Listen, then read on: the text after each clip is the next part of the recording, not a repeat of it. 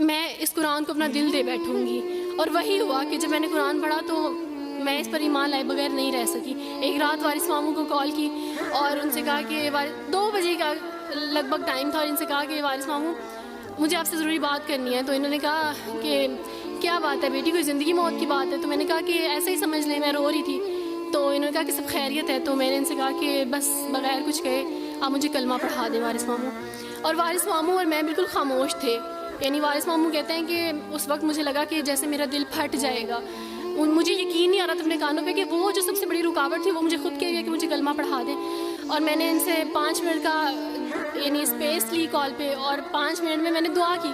लेकिन उसके बाद मैंने कहा कि अगर मैं हक़ पे हूँ, सच पे हूँ, तो बस फिर खुदावंद इसको हो लेने दे। और वही हुआ, मैंने इस्लाम कबूल किया और सोचा था कि CSS कंप्लीट करने के बाद फैमिली में अनाउंस करूँगी। लेकिन अल्लाह ताला ने कुछ और मंसूबे बनाए होते हैं, इंसान के कुछ और मंसूबे होते हैं। आप यकीन जाने मेरी फैमिली को जल्दी पता चल गया।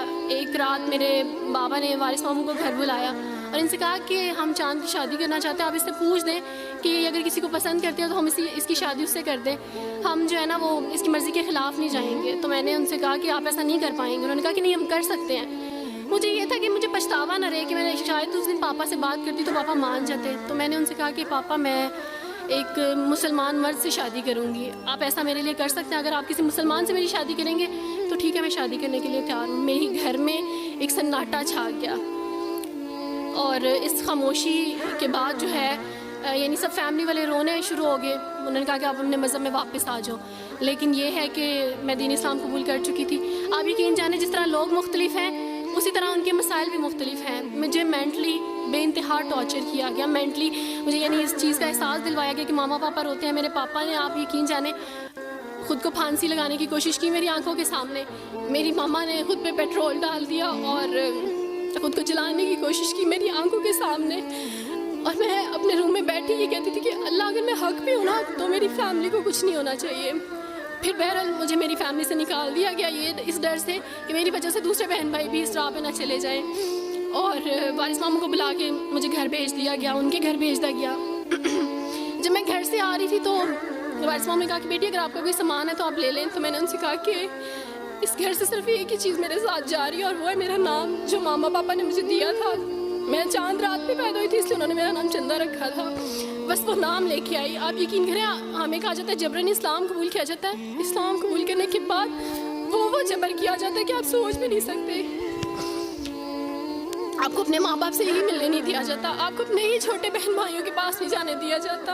आप मैं हॉस्पिटल में थी डिलीवरी के टाइम। आप यकीन जाने मेरे पास कोई भी नहीं था जो मुझे बेड से उठा के बिठा सकता। ऐसे मौके पे मुझे अपने अपनों की ज़रूरत थी, लेकिन मेरे अपनों के जबर ने मेरी मामा को मुझसे दूर रखा, मेरे बहन भाइयों को। मेरे क्रिश्चियन कोलीग्स ने ही मेरी फैमिली को प्रेशराइज़ किया कि इसको फैमिली से निकाल दें, क्योंकि अगर अब इसको मिलेंगे तो मज़ीद लोग भी अब्दुल वारिस की तरह, चंदा की तरह इस्लाम कबूल करेंगे। मैं ना हॉस्पिटल में लोगों से कहती थी कि मुझे बेड से उठा के बिठा दें, सिज़ेरियन के बाद मैं उठ नहीं सकती, मेरा बेबी रो रहा है, कोई मुझे बेबी पकड़ा सकता है। आइडिया ही नहीं था हॉस्पिटल में क्या क्या लेके जाते हैं। मेरे पास एक ऐसा दुपट्टा नहीं था जो मैं चेंज कर सकती। ऐसे मौक़ों पे आप यकीन जाने आजमाइश और जबर इस्लाम कबूल करने के बाद मिलता है। मुझे आप सबसे तवक्को है, आप सब इस्लामिक इदारों से तवक्को है कि अब आप हमारे लिए स्टेप लें। हमारे अपनों ने तो हमें छोड़ दिया, उन्होंने जो हमारे साथ जबर किया उस जबर के बदले आप हमारे साथ नेकी करें। अब आप क्या स्टेप लेते हैं न्यू मुस्लिम्स के लिए जिन पर ये इल्ज़ाम लगाया जाता है कि उन पर जबर किया जा रहा है? हम पे जबर नहीं, हम पे जबर इस्लाम कबूल करवाने वालों ने नहीं किया, बल्कि जिनके घरों से हम आए थे इस्लाम कबूल करने के बाद जबर तो उनकी तरफ से था। अच्छा सर, कभी इकट्ठे बैठ के रोएंगे। जब घर में बताया था कि इसने इस्लाम कबूल कर लिया तो एक सन्नाटा छा गया, और वो ऐसा सन्नाटा था कि जिसकी चीखें आज तक सुनाई दे रही। माँ मिलने के लिए तैयार नहीं है, बाप मिलने के लिए तैयार नहीं, भाई मिलने के लिए तैयार नहीं है, खानदान ने बाइकआउट कर दिया। कोई बात, वो बच्चे ये सारे आपके बहन भाई बैठे हुए हैं।